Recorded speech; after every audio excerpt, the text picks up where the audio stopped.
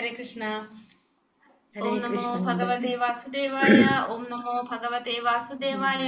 ഓം നമോ ഭഗവതേ വാസുദേവായ.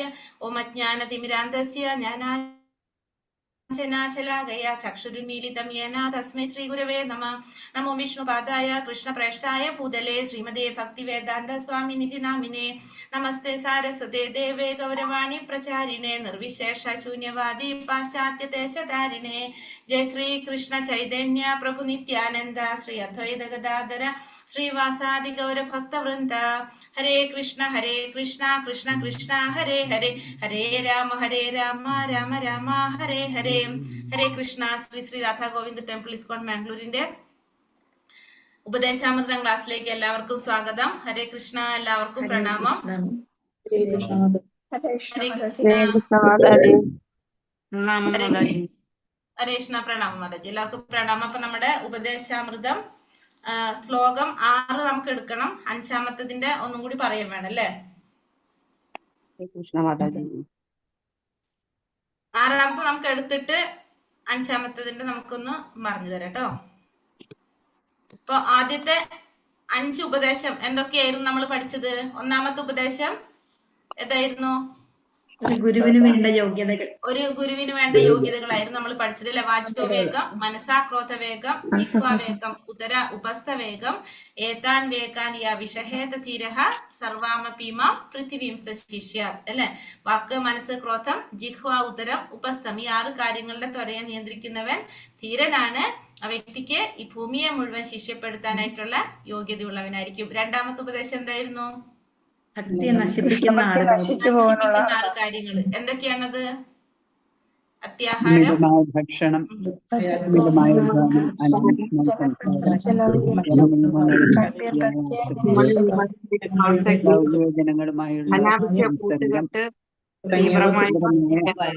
തീവ്രമായ ആഗ്രഹങ്ങൾ.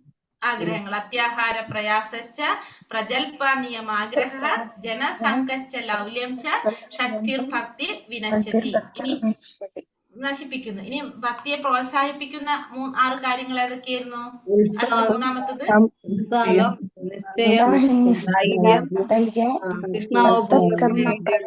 അനുകൂലിച്ച് പ്രവർത്തിക്കുക, ആ ഭക്തന്മാരുമായി കൂട്ടുകെട്ട് ഉപേക്ഷിക്കുക, ആചാര്യന്മാരുടെ പാത പിന്തുടരുക അല്ലെ? ഉത്സാഹ നിശ്ചയ ധൈര്യ തത്തത് കർമ്മ പ്രവർത്തന ജനസംഘത്യാഗ സതോവൃത്തെ ഷഡ്ഭിർ ഭക്തി പ്രസിദ്ധ്യതി അല്ലെ? പിന്നെ സംഘം ത്യജിക്കണം, ഭക്തന്മാരുമായിട്ടുള്ള സംഘം ത്യജിക്കുക, ആചാര്യന്മാരുടെ കാലടിപ്പാടുകൾ പിന്തുടരുക അല്ലെ? ഇതൊക്കെയാണ് പറഞ്ഞതിൽ. ഉത്സാഹം, നിശ്ചയം, ധൈര്യം, പിന്നെ തത്തത് കർമ്മ പ്രവർത്തന ഭക്തിക്ക് അനുകൂലമായ പ്രവർത്തികൾ ചെയ്യുക, പിന്നെ ആചാര്യന്മാരുടെ കാലടിപ്പാടുകൾ പിന്തുടരുക, അഭക്തന്മാരുമായിട്ടുള്ള സംഘം ഒഴിവാക്കുക. ഈ 6 കാര്യങ്ങള് നമ്മുടെ ഭക്തിയെ പ്രോത്സാഹിപ്പിക്കുന്നതാണ് നമ്മൾ കണ്ടു. അടുത്ത 4-ാമത്തെ എന്താ പറഞ്ഞത്? ഭക്തന്മാരുടെ സ്നേഹം. ഭക്തന്മാര് തമ്മിലുള്ള സ്നേഹം കാര്യങ്ങൾ ഭക്തന്മാരെ മനസ്സിലാക്കുക, സ്വീകരിക്കുക, പ്രസാദം കൊടുക്കുക. അതെ, ദാനം സ്വീകരിക്കുക, ദാനം കൊടുക്കുക, പിന്നെ ഭക്ഷിപ്പിക്കുക, പിന്നെ രഹസ്യമായ കാര്യങ്ങൾ ചോദിച്ച് മനസ്സിലാക്കുക, പറഞ്ഞു കൊടുക്കുക. അപ്പൊ ഭക്തന്മാർ തമ്മിലുള്ള സ്നേഹ കൈമാറ്റത്തിന്റെ ലക്ഷണങ്ങളാണ് ഈ പറഞ്ഞ 6. അടുത്തത് 5-ാമത്തെ നമ്മൾ എങ്ങനെ പറഞ്ഞത്? ഭക്തന്മാരുടെ തലങ്ങളിൽ ഓരോ ഭക്തന്മാരോടും എങ്ങനെയാണ് നമ്മൾ സമീപിക്കേണ്ടതെന്നും പറഞ്ഞു. എങ്ങനെയാണ് പറഞ്ഞത്? ഭഗവാന്റെ നാമം കൊണ്ട് ആദരിക്കണം, ആചാര്യന്മാരെ നമസ്കരിച്ചുകൊണ്ട് ആദരിക്കണം, ഭഗവത് സേവനത്തിൽ ഏർപ്പെടുന്നവരെ സേവനം കൊണ്ട് ആദരിക്കണം. അപ്പൊ ഓരോ ഭക്തന്മാരോട് നമ്മൾ എങ്ങനെ പെരുമാറണം നമുക്ക് മനസ്സിലായില്ലേ? ഭഗവാന്റെ കൃഷ്ണ എന്ന നാമം ഉച്ചരിക്കുന്ന ഭക്തനെ മനസ്സുകൊണ്ട് ആദരിക്കണം. ഗുരുവിൽ നിന്ന് ദീക്ഷ സ്വീകരിച്ച് ഭഗവത് നാമം ഭജിച്ചുകൊണ്ടിരിക്കുന്ന ഭക്തനെ പ്രണാമം ചെയ്തുകൊണ്ട് ആദരിക്കണം. പിന്നെ 3-ാമത്തെ കാറ്റഗറിയിലുള്ള ഭക്തൻ, ഉത്തമ ഭക്തന്മാരെ നമ്മൾ സേവനം ചെയ്തുകൊണ്ട് ആദരിക്കണം. ആ ഉത്തമ ഭക്തൻ എങ്ങനെയുള്ളവനായിരിക്കും? മറ്റുള്ളവരെ നിന്ദിക്കാത്ത, എപ്പോഴും ഭഗവത് സേവനം മാത്രം ചെയ്തുകൊണ്ടിരിക്കുന്ന ഭക്തനായിരിക്കും ആ ഉത്തമ ഭക്തൻ എന്ന് പറയുന്നത്. അങ്ങനെ 5 എണ്ണത്തിന്റെ ഉപദേശം നമ്മൾ പഠിച്ചു. ഇനി 6-ാമത്തെ ഉപദേശമാണ് നമ്മൾ ഇന്ന് എടുക്കാനായിട്ട് പോകുന്നത്. ഹരേ കൃഷ്ണ. ഉപദേശം 6 നമ്മള്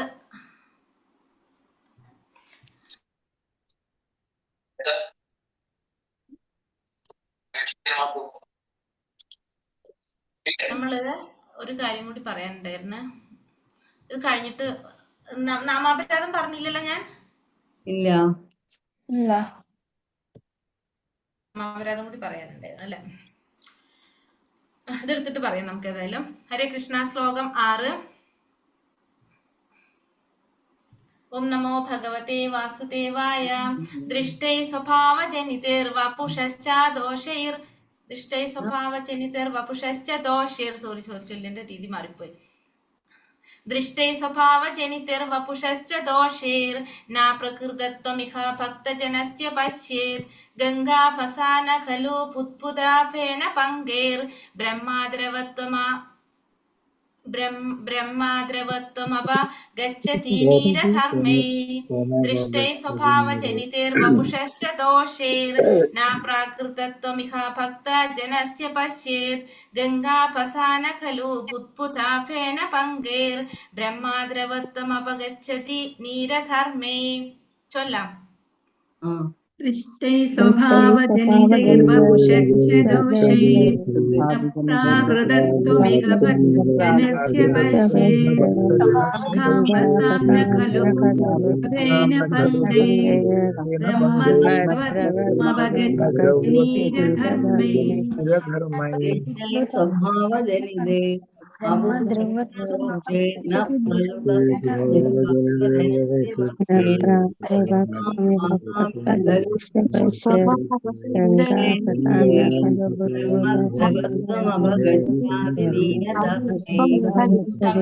ദൃഷ്ടി സ്വഭാവജനിതിർവപുഷശ്ച ദോഷൈർ ന പ്രകൃതത്വമിഹ ഭക്തജനസ്യ പശ്യേത്. ഗംഗാപസാന ഖലു പുത്പുതേന പങ്കൈർ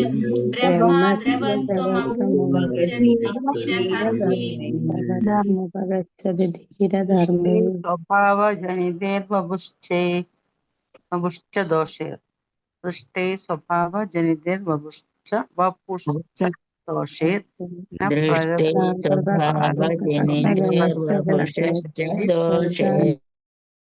ഹരേ കൃഷ്ണ. അപ്പൊ നമ്മള് ഇതില് പറയുന്നത് നമ്മൾ എന്ത് ചെയ്യാൻ പാടില്ല എന്നാണ്. നമ്മൾ വൈഷ്ണവരെ നിന്ദിക്കുന്നതിനെ കുറിച്ചാണ് പറയുന്നത്. നമ്മൾ ഒരിക്കലും വൈഷ്ണവരെന്ന് പറഞ്ഞാൽ ആരാണ്? ഭഗവാനെ ആരാധിക്കുന്നവർ അല്ലെ. അപ്പൊ അങ്ങനെയുള്ളവരെ നമ്മൾ ഒരിക്കലും നിന്ദിക്കാൻ പാടില്ല. വൈഷ്ണവ അപരാധത്തെ കുറിച്ചാണ് ഇവിടെ പറയുന്നത്. അത് എങ്ങനെയായിരിക്കാം എന്ന് പറയണം. അതായത് ഒരിക്കലും ഒരു വ്യക്തിയെ നമ്മൾ ശാരീരികമായ ഭാഷയില്, അതായത് നമ്മളെ ഈ ശരീരം കൊണ്ട് നമ്മൾ ഒരു വ്യക്തിയെ കുറിച്ച് നമ്മൾ ഒരിക്കലും വിലയിരുത്താനായിട്ട് പാടില്ല എന്നാണ് പറയുന്നത്. അതായത് ഒരു ഭക്തനെ നമ്മൾ ഒരിക്കലും ശാരീരികമായ ബോധത്തിൽ, ശാരീരികമായ രീതിയിൽ വിലയിരുത്താനായിട്ട് പാടില്ല. അതായത് ഒരു ഭക്തൻ ഭഗവാന്റെ നാമം ജപിച്ചുകൊണ്ട് ഒരു ഉത്തമ ഭക്തൻ, ഉത്തമാധികാരിയെ കുറിച്ചാണ് പറയുന്നത്. അങ്ങനെയുള്ള ഭക്തന്മാരെ ഇപ്പൊ നമ്മള് ആ വ്യക്തി ചിലപ്പോ ശരീരം കൊണ്ട് എന്തെങ്കിലും വൈകല്യങ്ങൾ ഉള്ളവനായിരിക്കാം, കറുത്ത നിറത്തിലുള്ളവനായിരിക്കാം, താഴ്ന്ന കുലത്തിൽ ജനിച്ചവനായിരിക്കാം, പിന്നെ എന്തെങ്കിലും വൈകല്യങ്ങൾ ഉണ്ടായിരിക്കാം, അസുഖങ്ങൾ ഉണ്ടായിരിക്കാം, കാണാൻ ഒട്ടും ഭംഗിയുണ്ടാവണമെന്നില്ല.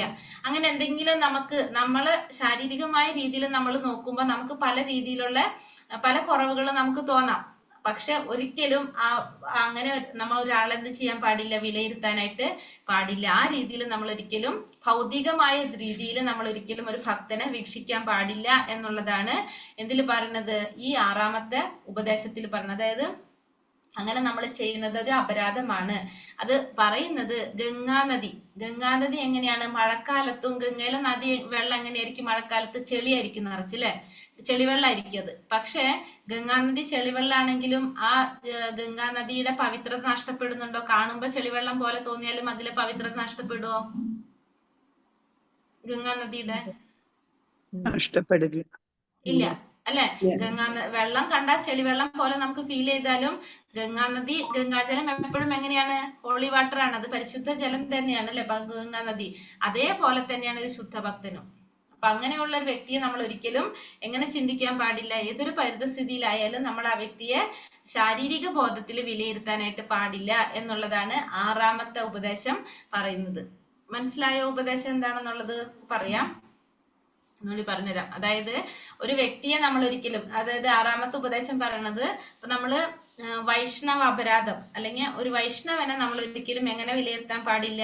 ശാരീരികമായ ഭാഷയിൽ നമ്മളൊരു വ്യക്തിയെ ഒരു വ്യക്തിയെ വിലയിരുത്താനായിട്ട് പാടില്ല എന്നുള്ളതാണ്. അത് ഒരു ഉത്തമാധികാരിയെ, ആചാര്യന്മാരുടെ തലത്തിലുള്ളവരെ, ഉത്തമാധികാരിയെ നമ്മൾ ഒരിക്കലും എങ്ങനെ വിലയിരുത്താൻ പാടില്ല? ശാരീരികമായ ഭാഷയിൽ വിലയിരുത്താനായിട്ട് പാടില്ല എന്നുള്ളതാണ് പറയുന്നത്. അതായത് ശരീരത്തിന് ഭംഗിയില്ല എന്നോ, ശരീരം വികലമായിട്ടുള്ളതാണെന്നോ, രോഗം ബാധിച്ചവനാണെന്നോ, ദുർബലനാണെന്നോ, താഴ്ന്ന കുലത്തിൽ ജനിച്ചവനാണെന്നോ അങ്ങനെയൊന്നും ചിന്തിച്ച് പറഞ്ഞുകൊണ്ട് നമ്മൾ എന്ത് ചെയ്യാൻ പാടില്ല? ഒരു ഭക്തനെ നമ്മൾ ഒരിക്കലും വിലയിരുത്താനായിട്ട് പാടില്ല. എപ്രകാരമാണോ മഴക്കാലത്ത് ചേറും നുരയും കലർന്നുകൊണ്ട് ഗംഗാനദി ഒഴുകുന്നത്, എന്നിട്ട് നമുക്ക് ഗംഗാനദിയുടെ പവിത്രത ഒരിക്കലും നഷ്ടപ്പെടുന്നില്ല, അതേപോലെ തന്നെ ഒരു ശുദ്ധഭക്തന്റെ ശാരീരികമായിട്ടുള്ള ഈ രീതിയിൽ നമുക്കൊരു ശുദ്ധഭക്തനെ നമുക്ക് ഒരിക്കലും വിലയിരുത്താൻ പറ്റില്ല. ഏതൊരു പരിതസ്ഥിതിയിലും ആ ശുദ്ധഭക്തനും എങ്ങനെ തന്നെയായിരിക്കും? ഭക്തനായിരിക്കും. ഒരിക്കലും അദ്ദേഹത്തെ ശാരീരിക ഭാഷയിൽ നമ്മൾ വിലയിരുത്താനായിട്ട് പാടില്ല എന്നുള്ളതാണ് ഈ 6ാമത്തെ ഉപദേശത്തില് പറയുന്നത്. അപ്പൊ ഒരു ശുദ്ധഭക്തനെ ശാരീരികമായ ഭാഷയിൽ നമ്മൾ ഒരിക്കലും വിലയിരുത്താനായിട്ട് പാടില്ല. എപ്രകാരമാണോ മഴക്കാലത്ത് ഗംഗാനദി ചേറും നുരയും കലർന്നൊഴുകുന്ന ഗംഗാനദിയുടെ പവിത്രത നഷ്ടപ്പെടാത്തത്, അതേപോലെ തന്നെ ഒരിക്കലും ആ ശുദ്ധഭക്തന്റെ പവിത്രത ഒരിക്കലും നഷ്ടപ്പെടുന്നില്ല എന്നുള്ളതാണ് ഈ ഉപദേശത്തില് പറയുന്നത്. ഒരിക്കലും അത് ഈ പറഞ്ഞ ശാരീരികമായിട്ടുള്ള ദോഷങ്ങളൊന്നും ആ ശുദ്ധഭക്തനെ ബാധിക്കുന്നില്ല എന്നുള്ളതാണ് നമ്മൾ മനസ്സിലാക്കേണ്ടത്. മനസ്സിലായി ഞാൻ ഈ പറഞ്ഞത്? ഹരേ കൃഷ്ണ. അതായത് നമ്മുടെ ദൃഷ്ടിക്ക് നമുക്ക് തോന്നാം ആ വ്യക്തി എന്താണ്? ശാരീരിക വൈകല്യങ്ങൾ നിറഞ്ഞ വ്യക്തിയാണ്, കാണാൻ ഭംഗിയില്ലാത്ത വ്യക്തിയാണ്, താഴ്ന്ന കുലത്തിൽ ജനിച്ചവനാണ്. അപ്പൊ നമ്മൾ എന്താ വിചാരിക്കുക? എന്താ പറയാ, കഴിഞ്ഞ ജന്മത്തിൽ ചെയ്തതിന്റെ ഫലമായിട്ടായിരിക്കും ആ വ്യക്തി അവിടെ ജനിച്ചതെന്ന് വിചാരിക്കും. പക്ഷെ ആ വ്യക്തി ഒരു ശുദ്ധഭക്തനായിട്ടുണ്ടെങ്കിൽ അതിന്റെ അർത്ഥം എന്ത് ചെയ്തു പോയി? ആ വ്യക്തി എന്തായി? ഭഗവാന്റെ കാരുണ്യം കൊണ്ട് ആ വ്യക്തി ഉയർന്ന തലത്തിലേക്ക് എത്തി. കാരണം ശുദ്ധഭക്തനായി ആചാര്യനാകാനായിട്ട് അല്ലാതെ സാധിക്കില്ല ഒരു വ്യക്തിക്ക്, അല്ലെ? അപ്പൊ നമുക്ക് മനസ്സിലാക്കേണ്ടത് അങ്ങനെ ഒരു തരത്തിലും നമ്മൾ അങ്ങനെയുള്ള വ്യക്തികളെ നമ്മൾ ഒരിക്കലും നമ്മൾ ചിന്തിക്കാനായിട്ട് പാടില്ല. ഇപ്പൊ പ്രഹ്ലാദൻ ആരായിരുന്നു? ഭക്തപ്രഹ്ലാദൻ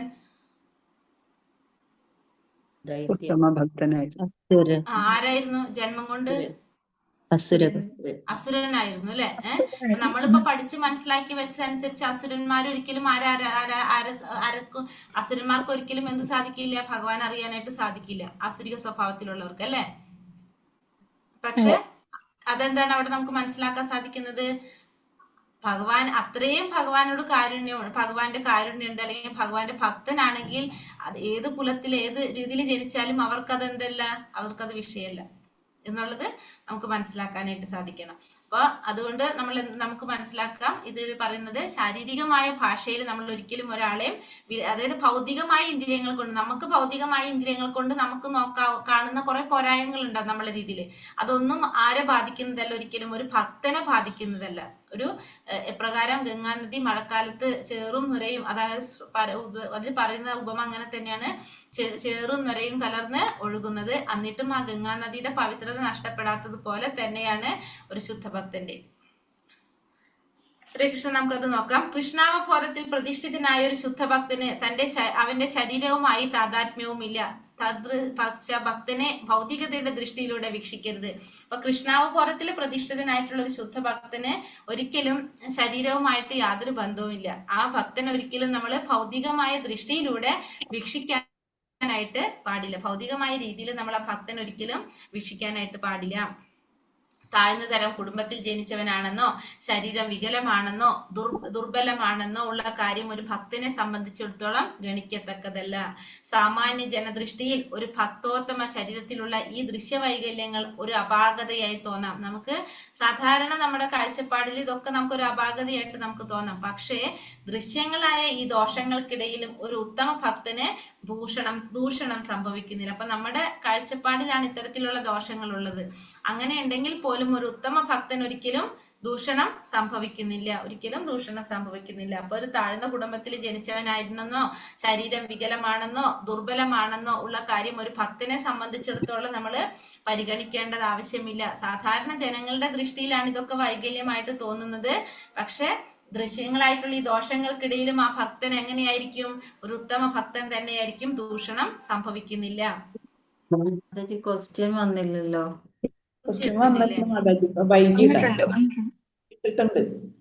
ല്ലേ? ചിലപ്പോൾ മഴക്കാലത്ത് നുരയും ചേറും കലർന്ന് ഒഴുകിപ്പോകുന്ന ഗംഗാ നദിയെ പോലെയാണത്. അപ്പൊ എപ്രകാരമാണെന്ന് പറയണത്? ഇത് മഴക്കാലത്ത് നുരയും ചേറും കലർന്നൊഴുകുന്ന ഗംഗാ നദിയെ പോലെ. ഗംഗാജലം ഈ വൈകല്യങ്ങളാലൊന്നും ദൂഷിതമാകുന്നില്ല. ഗംഗാജലത്തിന് ഒരിക്കലും എന്ത് സംഭവിക്കുന്നില്ല? ഈ വൈകല്യങ്ങളൊന്നും ഗംഗാ നദിയെ ബാധിക്കുന്നില്ല. മഴ ഇപ്പൊ ചേറും ചെളിയും കലർന്ന് ഗംഗാ നദിയാണെങ്കിലും ആ ഗംഗാജലം എപ്പോഴും എങ്ങനെ തന്നെയാണ്?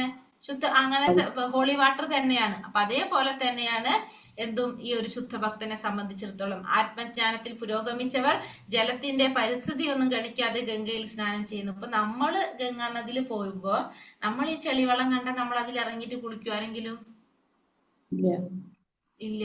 കാരണം നമ്മള് അത്ര എത്തിയിട്ടുള്ളൂ അല്ലെ. അപ്പൊ അതുകൊണ്ട് നമുക്കത് ഗംഗാ നദി ആണെങ്കിലും ചെളിവെള്ളമാണെന്ന് വിചാരിക്കും നമ്മൾ. പക്ഷെ ആ ആത്മജ്ഞാനത്തിൽ പുരോഗതി നേടിയിട്ടുള്ളവരാണെങ്കിലോ അവർക്കറിയാം അതെന്താണ്, ആ ജലത്തിന്റെ പരിസ്ഥിതി എന്ന് പറയുന്നത് നമ്മൾ ഈ പറഞ്ഞ പോലെ തന്നെയാണെന്ന്. അപ്പൊ അതുകൊണ്ട് അത് നോക്കാതെ അവരതിലിറങ്ങി സ്നാനം ചെയ്യും, നമ്മൾ മാറി നിൽക്കും. അതാണ് ആത്മജ്ഞാനത്തിൽ പുരോഗമിച്ചവരും നമ്മളും തമ്മിലുള്ള വ്യത്യാസം. നമ്മൾ ആ ചെളിവെള്ളം നമ്മളൊന്നും ചെയ്യില്ല നമ്മള്. പക്ഷെ സാക്ഷാത്കാരം നേടാൻ അത്തരത്തിലുള്ള എന്താ പറയാ ഉന്നത ഭക്തന്മാർ അല്ലെങ്കിൽ ഉത്തമാധികാരികളൊക്കെ എന്ത് ചെയ്യും? അതിലിറങ്ങി സ്നാനം ചെയ്യും. അപ്പൊ അതേപോലെ തന്നെയാണ് എന്ത് പറയണത്, ഒരു ഉത്തമ ഭക്തനെ സംബന്ധിച്ച് ഈ പറഞ്ഞ വൈകല്യങ്ങളൊന്നും, അതായത് നമുക്ക് ഭൗതികമായ രീതിയിൽ നമുക്ക് ശാരീരികമായ വൈകല്യങ്ങൾ ഏതൊക്കെ നമുക്കുണ്ടോ കാണാൻ സാധിക്കും, അതൊന്നും ഒരു ഭക്തനെ സംബന്ധിച്ചിടത്തോളം അതൊന്നും ബാധകമല്ല എന്നുള്ളതാണ് നമുക്കിവിടെ മനസ്സിലാക്കി തരുന്നത്. അപ്പൊ ഇവിടെ നമ്മൾ എന്ത് ചെയ്യാൻ പാടില്ല? വൈഷ്ണവ അപരാധം പാടില്ല എന്നുള്ളതാണ് ഈ 6ാമത്തെ ഉപദേശത്തിൽ പറയുന്നത്.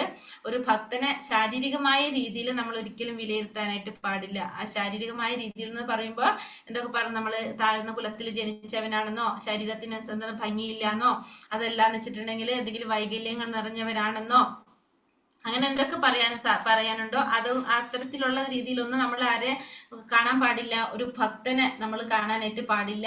എപ്രകാരമാണോ ഗംഗാ നദി മഴക്കാലത്ത് ചേറും നുരയും കലർന്ന് ഒഴുകുന്നത്, എന്നിട്ടും അതിന്റെ പവിത്രത നഷ്ടപ്പെടാത്തത്, അതുപോലെ തന്നെയാണ് ആരും ഒരു ശുദ്ധഭക്തനും. ഈ പറഞ്ഞ വൈകല്യങ്ങളൊന്നും ആ ഭക്തൻ ഒരിക്കലും ബാധിക്കുന്നില്ല എന്നുള്ളതാണ് ഈ 6ാമത്തെ ഉപദേശത്തില് പറയുന്നത്. മനസ്സിലായോ എല്ലാവർക്കും 6ാമത്തെ ഉപദേശം എന്താണെന്ന്?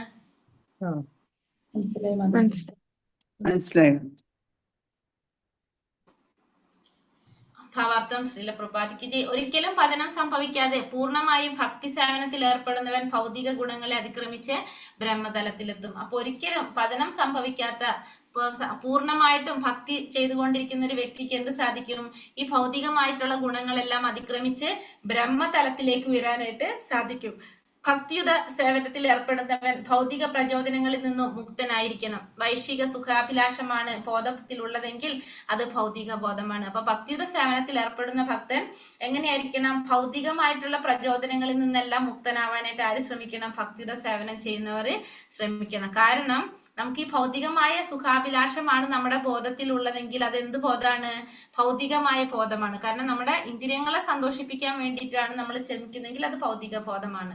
ഭക്തിയോഗം ആത്മാവിന്റെ പ്രവർത്തനമാണ്. അപ്പൊ ഭക്തിയോഗം എന്ന് പറയുന്നത് എങ്ങനെയാണ്? ആത്മാവിന്റെ പ്രവർത്തനമാണ്. അത് ശരീരത്തിന്റെ മനസ്സിന്റെ പ്രവർത്തനമല്ല.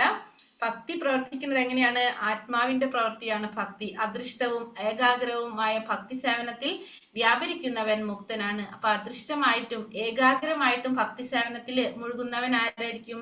അങ്ങനെയുള്ളവർക്കാണ് മുക്തി ലഭിക്കുന്നത്. അപ്പൊ ഭക്തിയോഗം എന്ന് പറയുന്നത് ആത്മാവിന്റെ പ്രവർത്തനമാണ്. അതുകൊണ്ടാണ് നമ്മൾ പറയുന്നത് അല്ലെ, നമ്മൾ ഈ ഒരു ശരീരം കഴിഞ്ഞ് അടുത്തൊരു ശരീരത്തിൽ കിട്ടുമ്പോ എവിടെയാണോ നമ്മൾ നിർത്തുന്നത് അവിടെ നിന്ന് നമുക്ക് തുടങ്ങാൻ സാധിക്കും എന്ന് പറയുന്നത് എന്താണ്?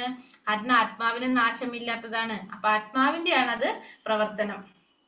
ഒരു ഭക്തൻ ഗാർഹ്യങ്ങളായ പ്രവർത്തനങ്ങളിൽ ഏർപ്പെട്ടാൽ പോലും അവനെ സാധുവായിട്ടേ കണക്കാക്കാൻ സാധിക്കുള്ളൂ. അപ്പൊ ഒരു ഭക്തനെ സംബന്ധിച്ച് ചിലപ്പോ നമുക്ക് തോന്നാം എന്ത് പ്രവർത്തനങ്ങളാണ് ഏർപ്പെട്ടിരിക്കുന്നത്? ഭൗതികമായ കാര്യങ്ങൾ അല്ലെങ്കിൽ ഗാർഹികമായിട്ടുള്ള കാര്യങ്ങളിലാണ് ഏർപ്പെട്ടതാണ് നമുക്ക് തോന്നിയാൽ പോലും ആ ഭക്തനെ നമ്മൾ എങ്ങനെ കാണണം? സാധുവായിട്ടായിരിക്കണം നമ്മൾ കാണേണ്ടത്. ഒരു നിഷ്കളങ്ക ഭക്തൻ ബ്രാഹ്മണന്റെയോ ഗോസ്വാമിയുടെയോ കുടുംബത്തിലോ പിറന്നവനല്ലെങ്കിലും അവൻ ഭഗവത് സേവനത്തിൽ നിരതനാണെങ്കിൽ അവനെ ഒരിക്കലും ഉപേക്ഷണീയനല്ല. അപ്പൊ നമ്മള് ഒരു ഭക്തനെ സംബന്ധിച്ചിടത്തോളം നമ്മൾ പറയാണ്, ഒരു ഭക്തൻ എന്ന് പറഞ്ഞാൽ ഒരു ബ്രാഹ്മണന്റെ കുടുംബത്തിൽ ജനിക്കണമെന്നില്ല, ഒരു ഗോസ്വാമിയുടെ കുടുംബത്തിലോ ജനിക്കണമെന്നില്ല. പക്ഷെ ഭഗവത് സേവനം ചെയ്യുന്നവനാണെങ്കിൽ ഒരിക്കലും ആ വ്യക്തിയെ നമ്മൾ എന്ത് ചെയ്യാൻ പാടില്ല, ഉപേക്ഷണീയനല്ല. ആ വ്യക്തിയെ നമ്മൾ ഒരിക്കലും ഉപേക്ഷിക്കേണ്ട ആവശ്യമില്ല. ഗോസ്വാമിമാരിൽ രൂപ ഗോസ്വാമിയും സനാതന ഗോസ്വാമിയും ജന്മം കൊണ്ട് മുഹമ്മദീയരായിരുന്നു. എന്നാൽ ചൈതന്യ മഹാപ്രഭുവാണ് അവരെ ഗോസ്വാമി നിലവാരത്തിലേക്ക് ഉയർത്തിയത്. ഇവര് ജന്മം കൊണ്ടല്ല, അതവിടെ വന്നിരിക്കുന്ന മിസ്റ്റേക്ക് കേട്ടോ. ഗോസ്വാമിമാരില് രൂപ ഗോസ്വാമിയും സനാതന ഗോസ്വാമിയും എങ്ങനെയാണ്, കർമ്മം കൊണ്ടായിരുന്നു അവര് ചെയ്തിരുന്ന ജോലി അവര് അതിലായിരുന്നു. എന്നാൽ ചൈതന്യ മഹാപ്രഭുവാണ് അവരെ എന്തിലേക്ക് ഉയർത്തി കൊണ്ടുവന്നത്, ആ നിലവാരത്തിലേക്ക് ഉയർത്തിക്കൊണ്ട് വന്നത്. ഭക്തന്മാർ പൂർവ്വ ആചാര്യന്മാരുടെ കുടുംബത്തിൽ നിന്ന് വന്നവരായാലും സാധാരണ കുടുംബത്തിൽ നിന്ന് വന്നവരായാലും അവരെ ഒരേപോലെ കാണണം. അപ്പൊ നമ്മള് ഇപ്പൊ ഭക്തന്മാരെ കാണുമ്പോൾ നമുക്ക് മനസ്സിലാക്കാൻ സാധിക്കുകയാണ്, ഇവര് ആചാര്യന്മാരുടെ കുടുംബത്തിൽ നിന്ന് വന്നവരാണ്, മറ്റുള്ളവര് സാധാരണ കുടുംബത്തിൽ നിന്ന് വന്നവരാണ്. പക്ഷെ നമ്മൾ അവിടെ എന്ത് ചെയ്യാൻ പാടില്ല, വേർതിരിവ് കാണിക്കാൻ പാടില്ല. എല്ലാവരെയും ഒരുപോലെ തന്നെ നമ്മൾ കാണണം. നിത്യാനന്ദന്റെയോ അദ്വൈത പ്രഭുവിന്റെയോ കുടുംബത്തിൽപ്പെട്ട ഗോസ്വാമിയിൽ നിന്നും ജനിക്കാതെയും ഗോസ്വാമി എന്ന ബിരുദം ലഭിച്ചിട്ടുള്ളവൻ താൻ ഒരു ഗോസ്വാമി ആയിരിക്കുന്നു എന്നോർത്ത് അഹങ്കാരം കാണിക്കരുത്. അങ്ങനെ കാണിച്ചാൽ ഉടനെ അധപതിച്ചു പോകൂ. അപ്പോ നിത്യാനന്ദ പ്രഭുവിന്റെ അല്ലെങ്കിൽ അദ്വൈത പ്രഭുവിന്റെ കുടുംബത്തിൽപ്പെട്ട ഗോസ്വാമിയിൽ നിന്ന് ജനിക്കാതെയും ഗോസ്വാമി ബിരുദം ലഭിച്ചിട്ടുള്ളവർ. അപ്പൊ സാധാരണ ഗോസ്വാമി എന്ന് വെച്ചാൽ എന്താണ്, ഒരു കുടുംബത്തിന്റെ ഒരു കുടുംബ പേരാണ് അവര്. അതായത് ഇപ്പൊ നിത്യാനന്ദ പ്രഭുവിന്റെ അല്ലെങ്കിൽ അദ്വൈത പ്രഭുവിന്റെ കുടുംബത്തിൽ ജന്മം എടുത്തു കഴിഞ്ഞാൽ അവർ ഓട്ടോമാറ്റിക്കലി അവരെങ്ങനെയാണ്, ഗോസ്വാമിമാരാണ്. അപ്പൊ അവര് ഇത് ഗോസ്വാമി ആയിട്ടാണ് അവര് ജനിക്കുന്നത് തന്നെ. പക്ഷെ അങ്ങനെ കൂടാതെ നമ്മൾ ഈ പറഞ്ഞ പോലെ ഇന്ദ്രിയങ്ങൾ ഫുള്ള് നിയന്ത്രിച്ചിരിക്കുന്ന അത്തരത്തിലുള്ള ഒരു ബിരുദമുണ്ട്, ഗോസ്വാമി ബിരുദം. ആ ബിരുദം ലഭിച്ചു കഴിഞ്ഞാലും ഒരുവൻ എന്തായിട്ട് മാറാൻ സാധിക്കും, ഗോസ്വാമി ആയിട്ട് മാറാനായിട്ട് സാധിക്കും. പക്ഷെ അങ്ങനെ ഗോസ്വാമി ആയിട്ടിപ്പോ ഞാൻ ഗോസ്വാമി ആയല്ലോ എന്നോർത്തിട്ട് അഹങ്കാരം കാണിച്ചു കഴിഞ്ഞാൽ സ്വാഭാവികമായിട്ടും എന്ത് സംഭവിക്കും, അധപതനം സംഭവിക്കും. ഒരു ഹരേഷ്ണ ഒരു പറഞ്ഞു എന്തേലും ഒന്നുകൂടെ പറയൂ മാതാജി. ഹരേഷ്ണ മാതാജി, അതായത് നമ്മള് നിത്യാനന്ദ പ്രഭു അദ്വൈത പ്രഭു, അത് നമ്മള് നിത്യാനന്ദ പ്രഭു എന്ന് പറയുന്നത് നമ്മുടെ പഞ്ചതത്വത്തിൽ വരുന്നതാണ് അല്ലെ ഇവര്. അപ്പൊ ഇവരുടെ കുടുംബത്തിൽ ജനിച്ചു കഴിഞ്ഞാൽ അവർ ഓട്ടോമാറ്റിക്കലി ആരാണ്, ഗോസ്വാമിമാരാണ്. ഇപ്പൊ നമ്മളിവിടെ എന്താ പറയാ, ബ്രാഹ്മണന്മാരുടെ കുടുംബത്തിൽ ജനിക്കുന്നവര് ബ്രാഹ്മണന്മാരാണെന്ന് പറയുന്ന പോലെ നിത്യാനന്ദ പ്രഭുവിന്റെ അദ്വൈത പ്രഭുവിന്റെ കുടുംബത്തിൽ ജനിക്കുന്നവരൊക്കെ അവരൊക്കെ ആരായിട്ടാണ് ജന്മം എടുക്കുന്നത്, ഗോസ്വാമിമാരായിട്ടായിരിക്കും ജന്മം എടുക്കുന്നത്. പക്ഷെ അത് കൂടാതെ ഈ ഗോസ്വാമി എന്ന് വെച്ചാൽ എന്താണ്, ഇന്ദ്രിയങ്ങളൊക്കെ നിയന്ത്രിക്കുന്ന വ്യക്തിയാണല്ലോ ഗോസ്വാമി. അങ്ങനെ ചെയ്യുന്നവർക്ക് ഗോസ്വാമി എന്ന് പറഞ്ഞൊരു ബിരുദം കൊടുക്കും. ഗോസ്വാമിമാർക്ക്, ഗോസ്വാമി അല്ലാത്തവര് അവര് ഇപ്പൊ ഇന്ദ്രിയങ്ങളൊക്കെ നിയന്ത്രിച്ച് അവർ ആ ഒരു ലെവലിൽ എത്തിക്കഴിഞ്ഞാൽ അവർക്ക് ഗോസ്വാമി എന്ന് പറഞ്ഞൊരു ബിരുദം ലഭിക്കും. ആ ബിരുദം ലഭിച്ചിട്ട് കഴിയുമ്പോൾ അവർക്ക് അതൊരു അഹങ്കാരം വരും, ഞാനും ഗോസ്വാമി ആയല്ലോ എന്ന് അഹങ്കരിച്ചു കഴിഞ്ഞാൽ അവര് അധപതിക്കും എന്നാണ് പറയുന്നത്. മനസ്സിലായോ മാതാജി? ഒരു വൈഷ്ണവന്റെ ശാരീരിക വൈകല്യങ്ങളെ പറ്റി വിചാരിക്കുന്നത് ആ വൈഷ്ണവന്റെ പാതാരവിന്ദങ്ങളോട് നാം ചെയ്യുന്ന വലിയ അപരാധമാണ്. ഈ അപരാധത്തെ ഹാത്തി മാത്ത അല്ലെങ്കിൽ മത്ത ഗജാപരാധം എന്ന് ചൈതന്യ മഹാപ്രഭു പറഞ്ഞിട്ടുള്ളത്. ഒരു മത്ത ഗജത്തിന് വലിയ വിപത്തുകൾ സൃഷ്ടിക്കാൻ സാധിക്കും. ഒരു വൈഷ്ണവനെതിരെ അപരാധം ചെയ്യാതിരിക്കാൻ ശ്രമിക്കണം. അപ്പോൾ വൈഷ്ണവന്റെ ശാരീരിക വൈകല്യങ്ങളെ പറ്റി, ഒരു വൈഷ്ണവന്റെ ശാരീരിക വൈകല്യങ്ങളെ കുറിച്ച് നമ്മൾ ചിന്തിക്കുന്നത് ആ വൈഷ്ണവന്റെ പാതാരവിന്ദങ്ങളോട് ചെയ്യുന്ന അപരാധമാണ്. അപ്പൊ ഏറ്റവും വലിയ അപരാധമാണ് എന്ത്, വൈഷ്ണവാപരാധം. നമ്മൾ അപരാധത്തിൽ ഏറ്റവും ഫസ്റ്റ് മെയിൻ ആയിട്ടുള്ള ഒരു അപരാധമാണ് വൈഷ്ണവ അപരാധം. അപ്പൊ നമ്മൾ ഒരിക്കലും ഒരു വൈഷ്ണവനെ ശാരീരിക വൈകല്യങ്ങളെ പറ്റി വിചാരിക്കാനായിട്ട് പാടില്ല. ഈ വ്യക്തി ഇത്തരം വൈകല്യങ്ങളുള്ള വ്യക്തിയാണല്ലോ എന്നൊന്നും നമ്മൾ അങ്ങനെ തെറ്റായ രീതിയിൽ നമ്മൾ ആ വ്യക്തിയെ കുറിച്ച് ചിന്തിക്കാനായിട്ട് പാടില്ല. അത് വലിയൊരു അപരാധമാണ്. എന്താ പറയണത്, മത്ത ഗജാപരാധം. ഒരു എന്താ പറയാത്, മത്ത ഗജാപരാധം എന്ന് വെച്ചാല് മതയാനയെ പോലെ ആയിരിക്കും എന്ന് പറഞ്ഞ. ഒരു പൂന്തോട്ടത്തിൽ മതയാന കടന്നാലുള്ള അവസ്ഥ എന്തായിരിക്കും, നല്ല ഭംഗിയുള്ള ഒരു പൂന്തോട്ടം, അതിൽ മതയാന കടന്നു കഴിഞ്ഞാൽ അത് മുഴുവൻ അത് കേടാക്കും. അതേപോലെയാണ് ഇപ്പൊ നമ്മൾ എത്രയും നമ്മൾ ഭക്തിയിൽ മുന്നേറി ഭയങ്കര അടുക്കും ചിട്ടയായ ഒരു ജീവിതം വന്നു, പല രീതിയിലും ഭക്തിയിൽ മുന്നേറി പോയിക്കൊണ്ടിരിക്കുകയാണ്. നമ്മൾ ഈ പറഞ്ഞ രീതിയിൽ ഒരു വൈഷ്ണവ അപരാധം ചെയ്തു കഴിഞ്ഞാല് ഒരു നമ്മളെ അടുക്കും ചിട്ടയും നല്ലൊരു രീതിയിൽ പോയിക്കൊണ്ടിരിക്കുന്ന ഒരു ഭക്തിയിൽ പോകുന്ന നമ്മളെ ഈ ഒരു അപരാധം നമ്മൾ ചെയ്തു കഴിഞ്ഞാൽ ഒരു മതയാനയെ പോലെ ആയിട്ട് മാറുന്ന പറയണം. അതായത് നമ്മുടെ എല്ലാ തരത്തിലും അതുവരെ ചെയ്തത് മുഴുവനും നമുക്ക് എന്തായിട്ട് മാറും? നേരെ ഓപ്പോസിറ്റ്, നമുക്ക് ബുദ്ധിമുട്ടായിട്ട് മാറും. വിപത്തുകൾ സൃഷ്ടിക്കാൻ സാധിക്കും. ഒരു വൈഷ്ണവനെതിരെ അപരാധം ചെയ്യാതിരിക്കാനായിട്ട് ശ്രദ്ധിക്കണം. അപ്പൊ നമ്മൾ നേരെ തലയും കുത്തി താഴെ വീഴുന്നു പറഞ്ഞ പോലെ ആയിരിക്കും നമ്മുടെ അവസ്ഥ. അതുകൊണ്ട് നമ്മൾ ഒരിക്കലും എന്ത് ചെയ്യാൻ പാടില്ല? വൈഷ്ണവരെ അപരാധം ഉണ്ടാക്കാൻ, നിന്ദിക്കാനായിട്ട് ഒരിക്കലും പാടില്ല. തന്നേക്കാൾ ഉയർന്ന വൈഷ്ണവനിൽ നിന്നും ഉപദേശം സ്വീകരിക്കണം. തന്നേക്കാൾ താഴ്ന്ന പദവിയിലുള്ള ഭക്തന്മാരെ എല്ലാ വിധത്തിലും സഹായിക്കണം. അപ്പൊ അതുകൊണ്ട് നമ്മൾ എന്ത് ചെയ്യണം? നമ്മളെക്കാളും ഉയർന്നവരായിട്ട്, നമ്മൾ എപ്പോഴും ഉയർന്നവരായിട്ട് കൂടിയിട്ട് അവരിൽ നിന്ന് ഉപദേശങ്ങൾ സ്വീകരിക്കാൻ വേണം. നമ്മളെക്കാളും താഴ്ന്ന ഭക്തന്മാർക്ക് വേണ്ട സഹായങ്ങൾ നമ്മൾ ചെയ്തു കൊടുക്കുകയും വേണം. കൃഷ്ണാവബോധത്തിലുള്ള വളർച്ചയ്ക്കനുസരിച്ച് ഒരുവനെ ഉയർന്നവൻ താഴ്ന്നവൻ എന്ന് വ്യവഹരിക്കുന്നു. അപ്പൊ ഇത് ഉയർന്നവനെന്നും താഴ്ന്നവനെന്നും കണക്കാക്കുന്നത് എങ്ങനെയാണ്? കൃഷ്ണാവബോധത്തിലുള്ള ഒരു വ്യക്തിയുടെ വളർച്ചയ്ക്കനുസരിച്ച്. അപ്പൊ അത് നമ്മൾ അല്ലാതെ പ്രായം നോക്കിയോ അതൊന്നും നോക്കിയിട്ടല്ല. എങ്ങനെയാണ് പറയുന്നത്? ഓരോരുത്തരെയും ആ കൃഷ്ണാവബോധത്തിൽ വന്നിരിക്കുന്ന വളർച്ച അതനുസരിച്ചാണ് ഓരോരുത്തരെയും ഉയർന്നവനാണെന്നും താഴ്ന്നവനാണെന്നും നമ്മൾ പറയുന്നത്. കൃഷ്ണാവബോധം ഒരു പ്രത്യേക ജനതയ്ക്ക് മാത്രമാണെന്നോ, ഒരു പ്രത്യേക വിഭാഗം ഭക്തന്മാർക്ക് മാത്രമാണെന്നോ, ഒരു പ്രത്യേക ദേശത്തിന് മാത്രമാണെന്നോ കരുതുന്നവർ ഒരു വൈഷ്ണവന്റെ ബാഹ്യ ലക്ഷണങ്ങൾ മാത്രം നോക്കി കാണുന്നവരാണ്. അപ്പൊ കൃഷ്ണാവബോധം എന്ന് പറയുന്നത് ഒരിക്കലും എന്തല്ല, ഒരു പ്രത്യേക ജനങ്ങൾക്ക് വേണ്ടിയിട്ടോ, ഒരു പ്രത്യേക വിഭാഗം ഭക്തന്മാർക്ക് വേണ്ടിയിട്ടോ, ഒരു പ്രത്യേക ദേശത്തിന് വേണ്ടിയിട്ടും ഉള്ളതല്ല. എല്ലാവർക്കും ഒരുപോലെ ചെയ്യാൻ സാധിക്കുന്നതാണ് എന്ത്? കൃഷ്ണാവബോധം. അങ്ങനെ കാണുന്നവര്, നേരെ മറിച്ച് ഒരു പ്രത്യേക വിഭാഗത്തിന് വേണ്ടി മാത്രമാണെന്ന് കാണുന്നവര് ബാഹ്യ ലക്ഷണങ്ങൾ മാത്രം നോക്കി കാണുന്നവരാണ്. അപ്പൊ ഒരു വൈഷ്ണവന്റെ ബാഹ്യ ലക്ഷണം മാത്രം നോക്കി കാണുന്നവരാണ് അങ്ങനെ കാണുന്നവര്. ഉന്നതനായ വൈഷ്ണവൻ എപ്പോഴും ഗുരുസ്ഥാനത്ത് പ്രതിഷ്ഠിതനാണ്. നവാഗതൻ അദ്ദേഹത്തിന്റെ ശിഷ്യസ്ഥാനത്തും. ആചാര്യൻ ശിഷ്യനിൽ നിന്ന് ഉപദേശം സ്വീകരിക്കേണ്ടതില്ല. ശിഷ്യന്മാരല്ലാത്തവരിൽ നിന്ന് നിർദ്ദേശങ്ങൾ സ്വീകരിക്കാൻ ഇടവരുകയും അരുത്. അപ്പൊ ഒരിക്കലും നമ്മൾ എന്ത് ചെയ്യാൻ പാടില്ല എന്ന് പറഞ്ഞത്, ഒരു വൈഷ്ണവൻ എപ്പോഴും എങ്ങനെയായിരിക്കും? ഗുരുവിന്റെ സ്ഥാനത്ത് പ്രതിഷ്ഠിതനായിരിക്കും. പുതിയൊരു ഭക്തനെ സംബന്ധിച്ച് അവർ ശിഷ്യന്മാരായിരിക്കും. ഉന്നതനായിട്ടുള്ള വൈഷ്ണവർ എപ്പോഴും ഗുരുവിന്റെ സ്ഥാനത്തുമായിരിക്കും. ഒരു ആചാര്യൻ ശിഷ്യനിൽ നിന്ന് ഉപദേശം സ്വീകരിക്കേണ്ടതില്ല. ഒരിക്കലും നമ്മൾ എന്ത് ചെയ്യാൻ പാടില്ല? ആചാര്യന്മാർക്ക് നമ്മൾ ഉപദേശം കൊടുക്കരുത്. മാത്രമല്ല ശിഷ്യന്മാരല്ലാത്തവരിൽ നിന്ന് നിർദ്ദേശങ്ങൾ സ്വീകരിക്കാൻ ഇടവരുത്തുകയും ചെയ്യരുത്. ആചാര്യന്മാരൊരിക്കലും എന്ത് ചെയ്യാൻ പാടില്ല? ആചാര്യന്മാരൊരിക്കലും നമ്മൾ, ചിലപ്പോൾ നമുക്ക് തോന്നാം അവർ പറയുന്നത് തെറ്റാണ്, പക്ഷെ എങ്കിൽ പോലും നമ്മൾ എന്ത് ചെയ്യാൻ പാടില്ല? ആചാര്യന്മാരുടെ അടുത്ത് നമ്മൾ തിരുത്താനോ അവരുടെ അടുത്ത് പറയാനോ പാടുള്ളതല്ല എന്നുള്ളതാണ് പറയുന്നത്. ശിഷ്യന്മാരല്ലാത്തവരിൽ നിന്നും അവരിത് ചെയ്യാനും പാടില്ല, നിർദ്ദേശങ്ങൾ സ്വീകരിക്കാനും പാടില്ല. ഹരേ കൃഷ്ണ കൃഷ്ണ കൃഷ്ണ ഹരേ ഹരേ, ഹരേ രാമ രാമ രാമ ഹരേ ഹരേ. വഞ്ചകൽപതരൂപേശ്ച കൃപാ സിന്ധോഭ്യവച പതിതാനാം പാവനേഭ്യോ വൈഷ്ണവേഭ്യോ നമോ നമഃ. अनंत कोटि वैष्णव वृंद की जय, श्रील प्रभुपाद की जय, गुरुदेव की जय, निताय गौर प्रमानंदे. हरि हरि बोल. हरे कृष्ण. क्वेश्चन आंसर നോക്കാം.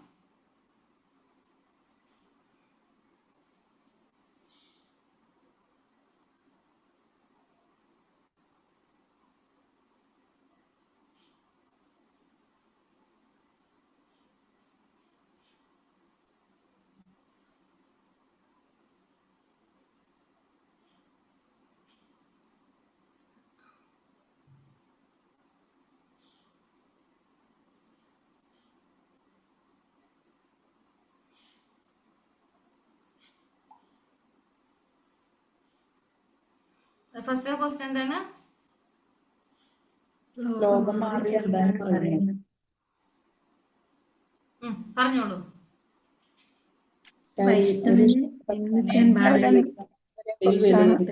ശാരീരികമായ വിലയിരുത്താൻ പാടില്ല. എങ്ങനെയാണ് പറഞ്ഞത്? അതിന് കുറച്ച് കാര്യങ്ങൾ പറഞ്ഞാൽ നമുക്ക് എളുപ്പത്തിൽ മനസ്സിലാവും. മഴക്കാലത്ത് കലങ്ങിയ ഗംഗാജലത്തിന്റെ പവിത്രത നഷ്ടപ്പെടുന്നില്ല. അതായത് ശാരീരികമായ രീതിയിൽ ഒരു ഭക്തനെ നമ്മൾ വിലയിരുത്താൻ പാടില്ല. എങ്ങനെയാണ് അത് പറയണത്? ശരീരത്തിന് ഭംഗിയില്ലാന്നോ, താഴ്ന്ന കുലത്തിൽ ജനിച്ചവനാണെന്നോ, കാണാൻ ഭംഗിയില്ലാത്തവനാണെന്നോ, പിന്നെന്താണ് പറയണത്? എന്തെങ്കിലും വൈകല്യങ്ങളുള്ള വ്യക്തിയാണെന്നോ, അതൊന്നും അങ്ങനെയൊന്നും നമ്മൾ ആരെ വിലയിരുത്താൻ പാടില്ല. ഒരിക്കലും ഒരു ഭക്തനെ നമ്മൾ വിലയിരുത്താനായിട്ട് പാടില്ല. കാരണം എപ്രകാരമാണോ മഴക്കാലത്ത് ചേറും നുരയും കലർന്ന് ഗംഗാനദി ഒഴുകുന്നത്, എങ്കിലും ആ ഗംഗാനദിയുടെ പവിത്രത നഷ്ടപ്പെടാത്തതുപോലെ ഒരിക്കലും ഇതൊന്നും ആരെ ബാധിക്കുന്നതല്ല, ഒരു ഭക്തനെ ബാധിക്കുന്നതല്ല. മനസ്സിലായോ? അടുത്തത് ഒരു ഭക്തനെ ഈ ശ്ലോകത്തിൽ ഉദാഹരണം പറയണത് ഗംഗാനദിയുടെ മഴക്കാലത്ത് ഒഴുകുന്ന ഗംഗാനദിയോട് അല്ലെ. ഒരു വൈഷ്ണവനോട് ചെയ്യുന്ന അപരാധത്തിന് എന്തിനോടാണ് മുഖിച്ചിരിക്കുന്നത്?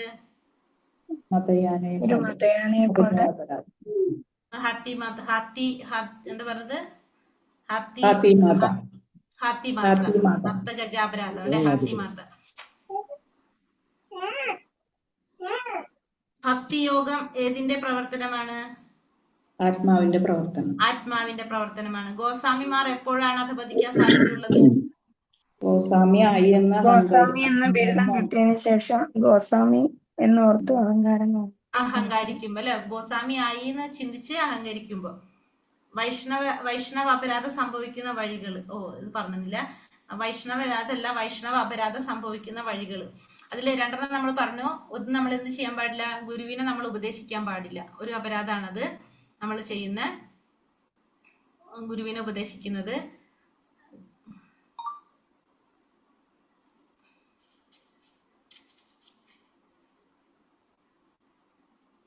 ഭക്തരല്ലാത്തവരുടെ നിർദ്ദേശങ്ങൾ സ്വീകരിക്കാനായിട്ട് പാടില്ല.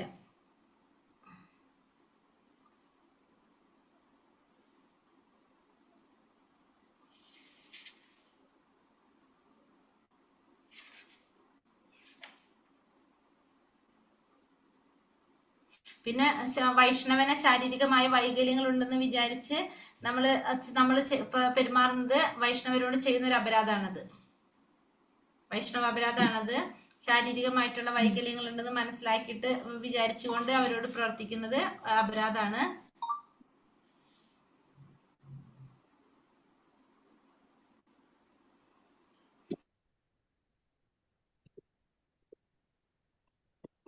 ഭഗവാനെ സേവിക്കുന്നവരാണ് അവര്. അപ്പൊ ഭഗവാനെ സേവിക്കുന്ന വെച്ചിട്ടുണ്ടെങ്കിൽ ഭഗവാനാൽ നിയോഗിക്കപ്പെട്ടവരാണ് അവര്, ഭഗവാൻ, നമുക്ക് എല്ലാവർക്കും ഭഗവാനെ സേവിക്കാൻ സാധിക്കുന്നില്ല. അപ്പൊ വൈഷ്ണവരെന്ന് പറയുന്നത് ആരാണ്? ഭഗവാനെ ഭക്തിയുത സേവനം ചെയ്തു പോകുന്നവരാണ്. അപ്പൊ അങ്ങനെ നമ്മൾ എപ്പോഴും അവരെങ്ങനെ കാണണം? ആ വൈഷ്ണവ എന്താ പറയാ, ഭക്തിയുത സേവനം ചെയ്യുന്നവര് ഭഗവാൻ നിയോഗിക്കപ്പെട്ടവരാണ് അവര്. അല്ലെങ്കിൽ നമുക്കും ചെയ്യാൻ സാധിക്കുമായിരുന്നല്ലോ, പക്ഷെ നമുക്ക് എന്തുകൊണ്ട് പറ്റുന്നില്ല? കാരണം അവര് ഭഗവാൻ നിയോഗിക്കപ്പെട്ടവരാണ്. അപ്പൊ നമ്മൾ അവരോട് ആ രീതിയിലായിരിക്കണം പെരുമാറേണ്ടത്. സാധാരണ മനുഷ്യരെ പോലെ, മറ്റുള്ളവരെ പോലെ അവരോട് പെരുമാറരുത് ഒരിക്കലും. കാരണം ഭഗവാന്റെ എന്താ പറയാ, നിർദ്ദേശം ഇല്ലാതെ, ഭഗവാൻ നിയോഗിക്കപ്പെട്ടവർക്കല്ലാതെ ഒരിക്കലും എന്ത് സാധിക്കില്ല? കൃഷ്ണാവബോധം പ്രചരിപ്പിക്കാനായിട്ട് ആർക്കും സാധിക്കില്ല. അത് ഭഗവാൻ നിയോഗിച്ചവർക്ക് മാത്രമേ സാധിക്കുള്ളൂ.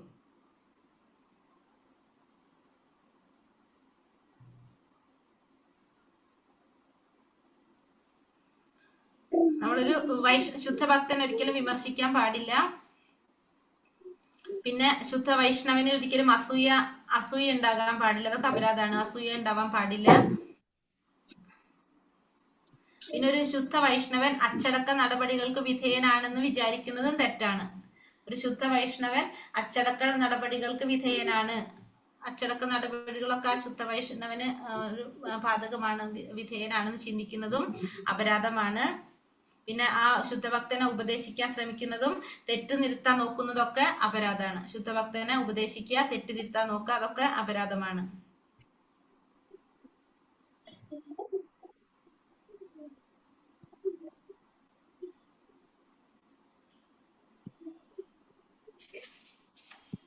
പിന്നെ ഒരു ശുദ്ധ ഭക്തൻ പാടില്ല, ആചാര്യൻ ശിഷ്യന്മാരിൽ നിന്ന് ഉപദേശം സ്വീകരിക്കേണ്ടതില്ല. കാരണം അങ്ങനെ ചെയ്തു കഴിഞ്ഞാൽ ആർക്കും അത് അപരാധമായിട്ട് മാറും? ആ ഭക്തനെ സംബന്ധിച്ച് അവരുടേത് അപരാധമായിട്ട് മാറും. അപ്പൊ അതും ചെയ്യേണ്ടതായിട്ട് ആവശ്യമില്ല, അതൊക്കെ അപരാധമാണ്. ഇപ്പൊ 5-6 പോയിന്റ്സ് കിട്ടില്ലേ?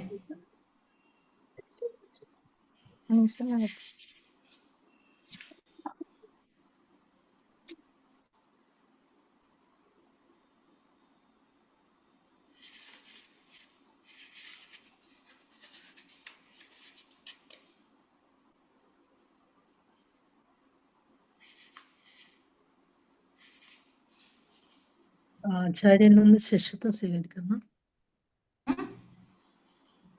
ഹരീഷ മാതാജി, ആചാര്യനിൽ നിന്നും ശിഷ്യത്വം സ്വീകരിക്കുന്ന ശുദ്ധഭക്തൻ ആചാര്യന്മാരിൽ നിന്ന് ആ, ശിഷ്യത്വം സ്വീകരിക്കരുതെന്ന്. അല്ല ആചാര്യൻ ആചാര്യന്മാര് ശിഷ്യനും ഗുരുക്കന്മാരല്ലേ? അത് ആചാര്യൻ